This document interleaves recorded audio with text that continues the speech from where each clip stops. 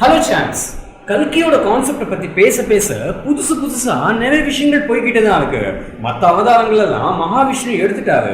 அதனால இந்த அவதாரங்கள்ல இதெல்லாம் நடந்தது, இதெல்லாம் மறைக்கப்பட்டது, நமக்கு அதை பத்தி ஓரளவுக்கு நாலேஜ் இருக்கும். பட் கல்கின்றது அப்படி கிடையாது. அது இது வரைக்கும் எடுக்கப்படாதது. அதனால இப்படி இருக்குமோ அப்படி இருக்குமோன்னு சில பல கியூரியாசிட்டியோட நாம இமேஜின் பண்ணிப்போம். பட் இமேஜினேஷன் எல்லாம் தாண்டி இதுதான் கல்கி, இப்படிதான் கல்கியோட ஜனனம் நடக்கும்னு புராணங்கள்ல மென்ஷன் செய்யப்பட்டிருக்கு. சோ இந்த வீடியோல கலியுகம் எக்ஸாக்டா எப்போ ஸ்டார்ட் ஆச்சுன்றதை பார்க்கலாம். அண்ட் கலி அப்படின்னா என்ன, கல்கி பகவான் அவதாரம் எடுத்து யாரோட கதையை முடிச்சு வைக்க போறான்றதையும் இந்த வீடியோல டீகோட் பண்ணிடலாம். அதுக்கு முன்னாடி நீங்க நம்ம சேனல் இது வரைக்கும் சப்ஸ்கிரைப் பண்ணனா இப்ப சப்ஸ்கிரைப் பண்ணிடுங்க. அப்படியே பக்கத்துல உள்ள பெல் ஐகானை கிளிக் பண்ணி ஆல்ல கிளிக் பண்ணிடுங்க. அப்பதான் அடுத்தடுத்து போடக்கூடிய வீடியோஸ் நீங்க இமிடியேட்டா பார்க்கலாம்.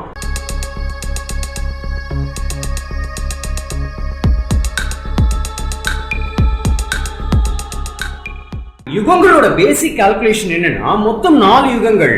சத்யுகம், திரேதா யுகம், துவாபர யுகம் அண்ட் கலியுகம். கலியுகம் முடிச்சதும் அகைன் அந்த சைக்கிளிக் ஆர்டர் ரிப்பீட் ஆகும்னு ஒரு கால்குலேஷன் படி சொல்லுவாங்க. பட் இன்னொரு கால்குலேஷன் படி அந்த சைக்கிளிக் ஆர்டர் ரிவர்ஸ்ல ரிப்பீட் ஆகும்னு சொல்லுவாங்க. எப்படின்னா சத்யுகம், திரேதா யுகம், துவாபர யுகம், கலியுகம், அகைன் கலியுகம், துவாபர யுகம், திரேதா யுகம் அண்ட் சத்யுகம். இந்த கணக்குப்படி 2 கலியுகம் இணையுது. இது என்னடா கால்குலேஷன், இப்படி ரிவர்ஸ்ல ரிப்பீட் ஆகிற கணக்கை எவன்டா கண்டுபிடிச்சா நமக்கு தோணும். இந்த வேதங்கள், புராணங்கள் இதெல்லாம் அப்படி சைட்ல வச்சுட்டு சயின்டிபிக் ஆங்கிள் ரிசர்ச் பண்ணி பார்த்தோம்னா அது உண்மைதான் சொல்லக்கூடிய எவிடன்ஸ் கிடைக்குது. அந்த கால்குலேஷனை நான் இல்லஸ்ட்ரேஷனாவே காட்டுறேன், விளங்குதான்னு பாருங்க. என்னன்னா இந்த பூமி சூரியனை சுத்தி வரும் அந்த ஆக்சிஸ் 24,000 ஆண்டுகளுக்கு ஒரு தடவை மாத்திக்குமா. கிளியரா சொல்லணும்னா முதல் 24,000 இயர்ஸ்க்கு பூமி சூரியனை இந்த ஆக்சிஸ்ல சுத்தும். அந்த சைக்கிளிக் ஆர்டர் கம்ப்ளீட் ஆனதும் இந்த ஆக்சிஸ்ல சுத்தும். சோ இந்த 2 ஆக்சிஸ் தான் மாத்தி மாத்தி ரிப்பீட் ஆகிக்கிட்டே இருக்குமா. அப்படி பார்க்கும்போது ஒரு சைக்கிள் 12,000 இயர்ஸ் இதுல போகுது, அடுத்த சைக்கிள் 12,000 இயர்ஸ் இதுல போகுது. ஹோலி சயின்ஸ் சொல்லப்படும் புக்ல மொத்த 4 யுகங்களோட டைம் பீரியட் 12,000 ஆண்டுகள்னு மென்ஷன் பண்ணிருக்காங்க. அதாவது இந்த முழு சர்க்கிள்ல இந்த பாதி 12,000, அடுத்த பாதி 12,000 ரெண்டும் சேர்த்தா 24,000 இயர்ஸ் வந்துடுது. அதே 24,000 இயர்ஸ் தான் சயின்டிபிக் பேஸ்டாவும் சொல்லப்பட்டிருக்கு. இந்த பாதி சர்க்கிள்ல கலியுகத்தை மட்டும் 1200 இயர்ஸ்னு சொல்லிருக்காங்க.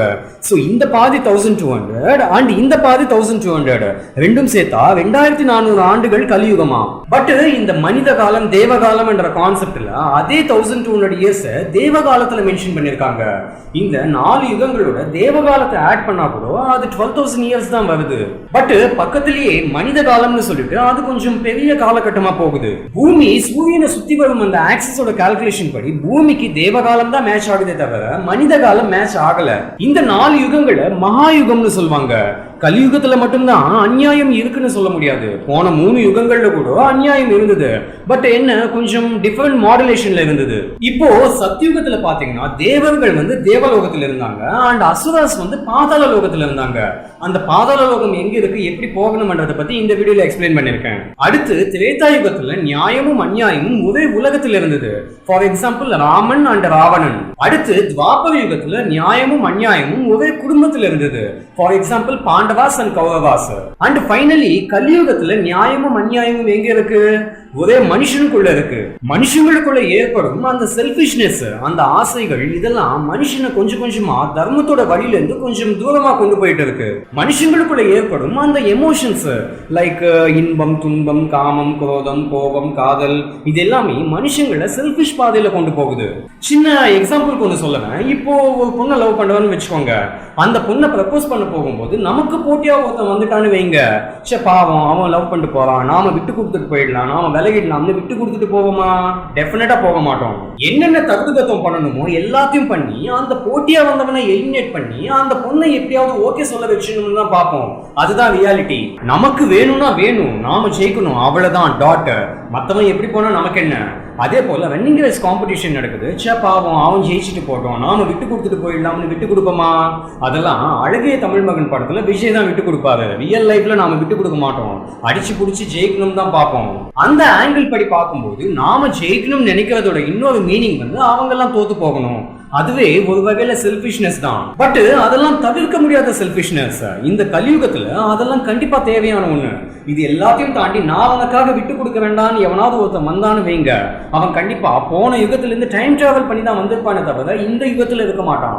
சோ இப்படி விட்டு கொடுக்கும் மனப்பான்மை கொஞ்சம் கொஞ்சமா இல்லாம போக போக மனுஷங்களோட அந்த பாதை மாறி போகுது. நீங்க கேட்கலாம், எந்த யுகமா இருந்தாலும் நமக்கு சொந்தமான ஒண்ணு, நமக்கு கிடைக்க வேண்டிய ஒண்ணு எவன்டா விட்டு கொடுப்பான் அப்படின்னு. திரேதா யுகத்துல தனக்கு சொந்தமான மன்னன் பதவியை சித்தி சொன்னதுக்காக பரதனுக்கு ராமன் விட்டு கொடுத்துட்டாரு.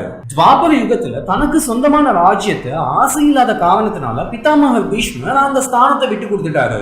நான் தாண்டா ஹஸ்தினாபுரத்தோட மன்னன் என்ற செல்ஃபிஷ்னஸ் பீஷ்மனுக்கு இருந்திருந்தா பீஷ்மனோட வம்சாவளி தான் பொய் இருக்குமே தவிர இந்த பாண்டவாஸ் கௌரவாஸ் எல்லாம் வந்திருக்கவே மாட்டாங்க.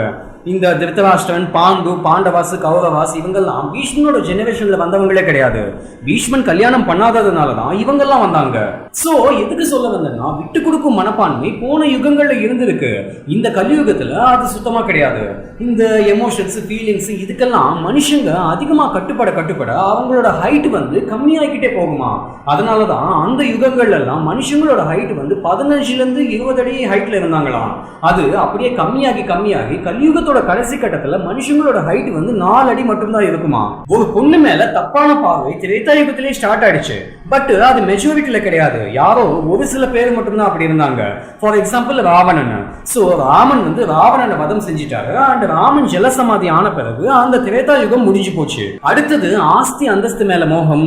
ஒரு பொண்ணு நடுசபையில மானபங்கப்படுத்தலாம்ன்ற கான்செப்ட், நீ இந்த ஜாதி நீ அந்த ஜாதின்னு இந்த ஜாதி வைஸா கேட்டகரைஸ் பண்ணி பிரிச்சு பார்க்கும் கான்செப்ட் இந்த துவாபர யுகத்துல ஸ்டார்ட் ஆச்சு. அகைன் மகாவிஷ்ணு கண்ணனா வந்து அந்த அநியாயங்கள் அழிச்சு நியாயத்தை நிலைநாட்டினாரு. கலியுகம் எக்ஸாக்டா எப்போ ஸ்டார்ட் ஆச்சுன்றத பார்க்கலாம்னு நான் முதல்ல சொன்னேன். அது ஆக்சுவலி எப்போ ஸ்டார்ட் ஆச்சுன்னா, அம்பு வந்து கண்ணனோட கால் கட்டை விரல் மேல பட்டு கண்ணனோட உயிர் எப்போ பிரிஞ்சுதோ அந்த நொடி கலியுகத்தோட ஆரம்பம். கலியுகத்தோட உச்சகட்டம் எப்படி இருக்கும்னு சின்ன எக்ஸாம்பிள்ஸ்ல சொல்லலாம். மன்னர்கள் மக்களை காப்பாற்ற மாட்டாங்க. ராமனர்கள் வேதங்களை பின்பற்ற மாட்டாங்க. ஏமாத்து வேலைகள் பண்றவன் தலைவன் என்ற ஸ்தானத்துல உட்காந்துப்பான். பின்னாசை கொண்டவனும் காமவெறி புடிச்சவனும் ஞானி என்ற ஸ்தானத்துல உட்காந்துப்பான். தப்பான எண்ணம் கொண்டவன் கிட்ட அதிகாரம் இருக்கும்னு வேதங்களையும் புராணங்களையும் மென்ஷன் செய்யப்பட்டிருக்கு. சோ இந்த எல்லா அநியாயங்களும் அதர்மங்களையும் அழிக்க கல்கி பகவான் ஜென்மிப்பாங்கன்றதுதான் கான்செப்ட். கலி அப்படின்னா என்னன்னு பாத்தீங்கன்னா டார்க்னஸ், வெளிச்சம் இல்லாதது. மற்ற அவதாரங்களோட எல்லா அசுராசும் ஒண்ணு சேர்ந்தார்களோ இந்த கலியன்னு சொல்லப்படும் கேரக்டரோட பலத்தை ஈடுகட்டவே முடியாதான். அவ்வளோ பயங்கர பவர்ஃபுல்லான ஆளு. சோ கல்கியோட முக்கியமான நோக்கம் என்னன்னா கலியை அழிக்கணும். பட் அது அவ்வளவு ஈஸியான விஷயம் கிடையவே கிடையாது. மனுஷங்களோட எண்ணங்களுக்குள்ள சிந்தனைகளுக்குள்ள உட்காந்துக்கிட்டு தர்மம்னா என்ன, நியாயம்னா என்னன்ற அடிப்படை கான்செப்டையே அதோட மீனிங்கே மாத்திக்கிட்டு இருக்கும் வேலையை செஞ்சுக்கிட்டு இருக்கிறது இந்த கலி தான். கண்ணுக்கு தெரியாதவன் தான் கலி, அழிவில்லாதவன் தான் கலி. எந்த ஒரு தப்பான காரியங்களுக்கு பின்னாடி அந்த தப்பான காரியங்களை செய்ய வைக்கிறதே இந்த கலியோட குணம் தான். நான் 907 ரொமான்ஸ் சொல்லிட்டு வீடியோ ஒண்ணு பண்ணேன். அதுல தக்ஷனை பத்தி ஒரு கான்செப்ட் எக்ஸ்பிளைன் பண்ணிருப்பேன். அந்த தக்ஷனோட வம்சாவளியில வந்தவன் தான் இந்த கலி. சோ கலி என்ற ஒருத்தன் உண்மையிலே வாழ்ந்திருக்கான். அவனோட அந்த குணம், சுபாவம், எண்ணம், கெட்ட புத்தி இதெல்லாமே ஒண்ணு சேர்ந்துதான் கலியுகமா வந்துடுச்சு. கண்ணன் வந்து அர்ஜுனன் கிட்ட பெருசா போயம் ஒண்ணு சொல்லி கடைசியில சம்பவாமி யுகே யுகேன்னு சொல்வாரு இல்லையா, பகவத்கீதையில கூட அது இருக்கு.